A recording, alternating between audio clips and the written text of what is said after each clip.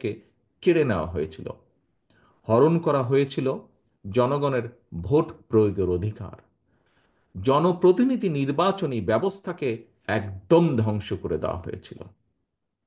সুতরাং এটি স্পষ্ট, জনগণের গণতান্ত্রিক অধিকার, জনগণের ভোট প্রয়োগের অধিকার বহাল এবং কার্যকর থাকা না থাকার সঙ্গে দেশের স্বাধীনতা, সার্বভৌমত্ব সুসংহত থাকা না থাকার একটি গভীর সংযোগ কিংবা সম্পর্ক রয়েছে।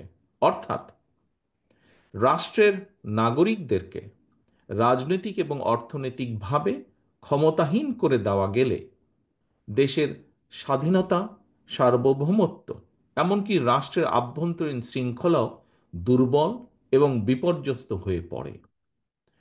রাষ্ট্র এবং জনগণকে স্বনির্ভর এবং শক্তিশালী করতে হলে